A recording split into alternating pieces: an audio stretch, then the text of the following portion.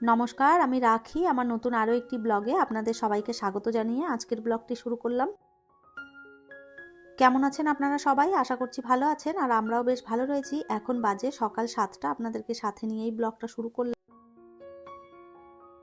সকালবেলায় ওই 6:30 নাগাদ ঘুম থেকে উঠেছি, উঠে নিজে ফ্রেশ হয়েছি, আর এরপরে কিচেনে চলে এলাম। একটু উষ্ণ গরম জল করে নিয়েছি, তার মধ্যে দিয়ে দিলাম মধু আর লেবু। এবার থেকে ঠিক করেছি সকালবেলায় একটুখানি এই উষ্ণ গরম জলটা খাবো, কেননা দেখছি ওয়েটটা না দিন দিন বেড়েই যাচ্ছে। তো সেই জন্য ভাবলাম এখন থেকে যদি একটু মেনটেন না করি তাহলে দেখা যাবে অনেকটা ওয়েট বেড়ে যাবে।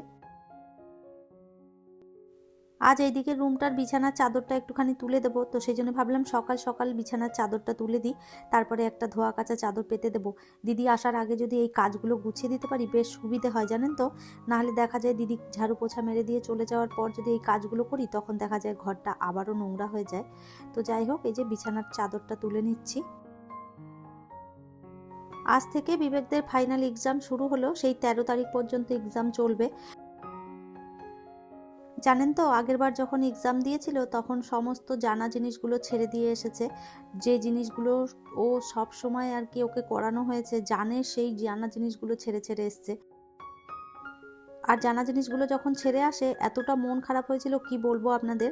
তারপরেও ওই যে প্রথমবার যখন এক্সাম হলো তখন বেশ সুন্দর রেজাল্ট করেছিল, একদম 94% নাম্বার তুলেছিল।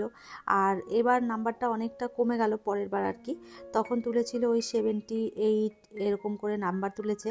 তো জানি না এবার কি করবে। তো যাই হোক, কিছু বলা হয়নি, তারপরেও ছোট যেহেতু তো সেই জন্য খুব একটা চাপ দেওয়া হয় না। তো যাই হোক, আপনারা সবাই আশীর্বাদ করবেন বিবেকের পরীক্ষাটা যেন ভালো হয়। ওই দিকের বিছানার চাদরটা তুলে দিয়েছি, আর এই ঘরের চাদরটা তো কালকেই তুলেছিলাম। আর বিবেকও ঘুম থেকে উঠে পড়েছে, এরপরে যাব ওকে রেডি করে দিতে। স্কুলের টিফিনটাও বানিয়ে দেবো, আর সাথে সাথে ওকেও রেডি করে তারপরে চলে যাব আর কি নিচে। ওকে বাসে তুলে দিয়ে আসবো, তারপরে বাকি যে কাজকর্ম রয়েছে সেগুলো পরে করব।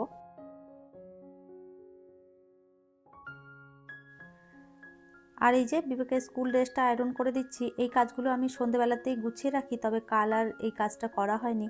তো এখন এই যে সকালবেলাতে উঠে ভাবলাম যে আগে ড্রেসটা আয়রন করে দিই, ও তাহলে স্নান করে এটা পরে নেবে, আর ততক্ষণে গিয়ে আমি খাবারটা করে দেবো। আর সকালবেলায় এই আয়রন করাটা না ভীষণ একটা ঝামেলা, তাড়াহুড়োর মধ্যে তখন যদি আবার আয়রন করতে হয় তখন দেরি হয়ে যায়। আর ওই জন্যই আমি আগে থেকে সমস্তটা করে রাখি। ড্রেসটা আয়রন করা থাকলে বিবেক স্নান করে একাই রেডি হয়ে যায়, এখন আর ওকে ড্রেস পরিয়ে দিতে হয় না। আগে তো ড্রেস পরিয়ে একদম রেডি করে দিতে হতো, আর এখন যেহেতু একটু বড় হয়েছে সেই জন্য এই কাজগুলো নিজে নিজেই করে নিতে পারে।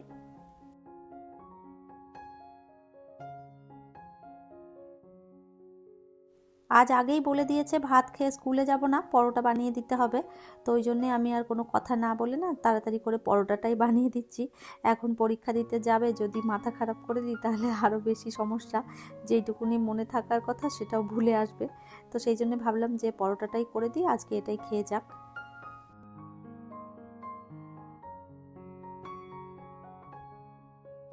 আর এই তো খাবার খেয়ে নিচে নেমে পড়েছি আমরা দুজনে, ওকে আর কি বাসে তুলে দিয়ে আসবো। আর আজকে না আমরা এই সামনের দিকটা দিয়ে যাচ্ছি, মানে আমাদের ফ্ল্যাটের এদিক থেকে একটা রাস্তা আছে আর এই দিক থেকেও একটা রাস্তা রয়েছে, দুদিক থেকেই মেন রোডে ওঠা যায়। তো আজকে এই দিকটা দিয়ে উঠলাম, ওই দিক থেকে তো প্রত্যেক দিন যাই, আপনাদের দেখিয়েছি। আজকে এই রাস্তাটা দিয়ে যাচ্ছি। মেন রোডে উঠে পড়েছি, আর এই রাস্তাটা তো আপনারা চিনতেই পারছেন, প্রত্যেকদিন আমি এই জায়গাটাতেই দাঁড়িয়ে থাকি বিবেককে নিয়ে। আর ওই তো বিবেকদের স্কুলের বাসও চলে আসছে। আর আজকে যে এই বাচ্চাটা মনে হচ্ছে নতুন বাসে যাবে, কেননা এর আগে কখনো একে দেখিনি, আজকে থেকে প্রথম মানে হয়তো বাসে দিয়েছে। আর এই তো বিবেককে বাসে তুলে দিয়ে চলে এলাম ওপরে, দিদি এসে কাজ করে দিয়ে চলে গেছে। আর এখন অনেকটা বেলা হয়েছে, প্রায় বাজছে 10:30টার মতন। আর এখন একটু নিজের জন্য খাবার করে নিচ্ছি। বিবেককে সকালবেলায় পরোটা করে দিয়েছিলাম, আর আমি চলে এসেছি আমার নিজের জন্য একটুখানি খাবার বানিয়ে নেব। একটু ডিম সেদ্ধ করে নিয়েছি, আর সাথে করছি চিড়ের পোহা। তো আমার না চিড়ের পোহাটা খেতে বেশ ভালো লাগে, আমি এমনিতেই ঝাল ঝাল জিনিস খেতে ভালোবাসি, মিষ্টি জিনিস সেভাবে খুব একটা আমার পছন্দ নয়। তো ওই জন্যই আমি সবসময় একটুখানি এই ঝাল ঝাল টাইপেরই খাবার খাই। আর এই যে করে নিয়েছি আলু আর পেঁয়াজ দিয়ে, শুধুমাত্র লঙ্কা দিয়ে চিড়ের পোহা। এভাবে করে দেখবেন বেশ ভালো হয় খেতে। এই মুহূর্তে আপনারা যারা আমার ভিডিওটি দেখছেন প্লিজ একটি লাইক করে দেবেন, আর আমার ভিডিওর কোনো অংশ যদি আপনাদের ভালো লেগে যায় কমেন্ট করে জানাতে ভুলবেন না। এই ধরনের ভিডিও যদি আপনারা আরও দেখতে চান চাইলে কিন্তু আমার চ্যানেলটিকে সাবস্ক্রাইব করেও রাখতে পারেন। কাজটি যারা অলরেডি করে রেখেছেন তাদের অসংখ্য ধন্যবাদ। পোহা হয়ে গেছে আমার রেডি। এরপরে সমস্তটা নিয়ে চলে যাব একটুখানি ওই সোফায় বসে সুন্দরভাবে খেয়ে নেব।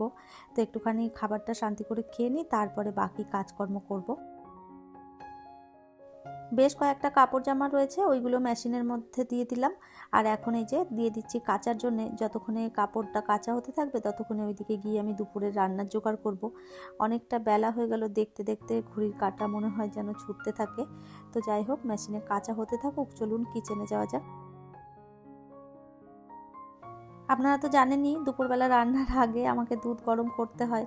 প্রত্যেক দিন দাদা এই টাইমটাতেই দুধটা দিয়ে যায়, তো তখন এই যে দুধটা গরম বসিয়ে দিয়ে তারপরে আমি বাকি কাজগুলো করতে থাকি। তো দুধটা ওইদিকে বসিয়ে দিলাম, আর এইদিকে ভাতের চালটা বের করে নিয়েছি, ভাতটাও বসিয়ে দেবো। ভাতটা বসিয়ে দিয়ে কয়েকটা কলমি শাক নিয়ে এসেছিলাম, সেই শাকগুলো সমস্ত বেছে নিয়েছি। আর শাকগুলো বেছে রেখে তারপরে এই যে চলে এলাম, কাপড়গুলো কাঁচা হয়ে গেছে, ভাবলাম সাথে সাথে মিলে দিই, তারপরে রান্না করব, নাহলে দেখা যাবে অনেকটা সময় হয়ে যাবে আর কাপড়গুলো পড়েই থাকবে। ভাতটাও হচ্ছে, এখনও ভাতটা হয়নি, আর কাটাকাটি কিছুটা করেছি, বাকিটা আরও রয়েছে। এরপরে কাপড়গুলো মিলে দিয়ে যেয়ে বাকি কাটাকাটিগুলো করে তারপরে দুপুরে রান্না বসাবো। আর এই তো ভাতটা হয়ে গেছে, ভাতটা নামিয়ে দিয়ে তারপরে এই যে কাটাকাটিগুলো আর কি শুরু করলাম। ঘরে বাইরে পূজা আইডি থেকে একটা বোন কমেন্ট করেছে, কেমন আছো দিদি, অনেক দিন পর আসলাম, তোমার রান্নাঘরের ট্যুর দিও। আমি ভালো আছি, তুমি কেমন আছো পরের ব্লগে কমেন্ট করে জানিও, রান্নাঘরের ট্যুর দেবো। ঠিক আছে, নিশ্চয়ই দেবো, কয়েকদিন সময় লাগবে। বিনার কিচেন আইডি থেকে একটা বোন কমেন্ট করেছে, দারুণ ভিডিও, পয় পরিষ্কার কাজ, থ্যাংক ইউ সো মাচ, এভাবে পাশে থাকবেন। মমতা লাইফস্টাইল থেকে একটা বোন কমেন্ট করেছে, ভালোবাসা দিয়ে দেখে নিলাম, থ্যাংক ইউ সো মাচ। সম্পাস লাইফস্টাইল থেকে একটা দিদিভাই কমেন্ট করেছে, তুমি একা হাতে সব দিক সামলাও, এটাই অনেক, থ্যাংক ইউ সো মাচ দিদিভাই, একদম ঠিক কথা বলেছেন, একা হাতে সংসার সামলানোটা ভীষণ কষ্টের ব্যাপার। সীমা সিনা দিদিভাই আমাকে কমেন্ট করেছে, খুব সুন্দর ভিডিও, ঠিক বলেছ রাখি, মাঝে মাঝে সাদা খাবার খেতেও ভীষণ ভালো লাগে। হ্যাঁ গো দিদিভাই, একদম ঠিক, সবসময় তেল মশলা মাছ মাংস ভালো লাগে না, মাঝে মাঝে দেখবেন সাদা খাবারও খুব ভালো হয় খেতে। পম্পাস ওয়ার্ল্ড আইডি থেকে একটা দিদিভাই কমেন্ট করছে, খুব সুন্দর ভিডিও তোমার, পরিষ্কার পরিচ্ছন্ন কাজ দেখতে খুব ভালো লাগে। একটা কথা বলবো দিদি হিসেবে, কিছু মনে করো না, আমার মনে হয় তুমি রান্নায় একটু বেশি তেল দাও, একটু কম তেল দিয়ে রান্না করার চেষ্টা করো, কিছু মনে করো না please. Thank you so much দিদিভাই এত সুন্দর একটা কমেন্ট করার জন্য। আমি একদমই কিছু মনে করিনি, একদম ঠিক কথাই আপনি বলেছেন, আমার রান্নার বেশ কয়েকদিন ধরে না ভীষণ তেল হয়ে যাচ্ছে, আমি নিজেও বুঝতে পারছি তেলটা একটু বেশিই হয়ে যাচ্ছে, তবে একদমই তেলটা কম করতে পারছি না। এবার থেকে ভেবেছি একটু একদম কম তেলে রান্না করার চেষ্টা করব। আর থ্যাংক ইউ সো মাচ এত সুন্দর একটা কমেন্ট করে আপনার মন্তব্য জানানোর জন্যে, এটা আপনি জানি ভালোর জন্যই বলেছেন, এই কথাটা আমি সব সময় মাথায় রাখবো। জানেন তো, আপনারা প্রত্যেক দিন ভিডিওতে এত সুন্দর সুন্দর কমেন্ট করেন, তার মধ্যেও আমার এই যে ছোট ছোট ভুলগুলো ধরিয়ে দেন, আমার যে ভালো মন্দ সমস্তটাই আপনারা দেখে আমাকে জানান কমেন্ট করে, এটা আমার ভীষণ ভালো লাগে। তো এইভাবেই আমার ভুল ত্রুটিগুলো ধরিয়ে দেবেন, কেননা নিজের ভুলটা কখনো না নিজে বোঝা যায় না, কেউ যদি পেছন থেকে বলে দেয় যে এই কাজটা করো না, তখন দেখবেন মাথায় একটা ঠিক মানে সেট হয়ে যায় যে না, এই কাজটা আর করা যাবে না। তো যাই হোক, আপনারা এইভাবেই পাশে থাকবেন। আপনাদের কমেন্টগুলো পড়তে পড়তে রান্নাটাও হয়ে গেছে আমার কমপ্লিট, আর রান্নাঘরটাও গুছিয়ে নিয়েছি। আর এরপরে এই যে স্নান করে নিলাম, এখন অনেকটা বেলা হয়েছে, প্রায় বাজে 2টোর মতন।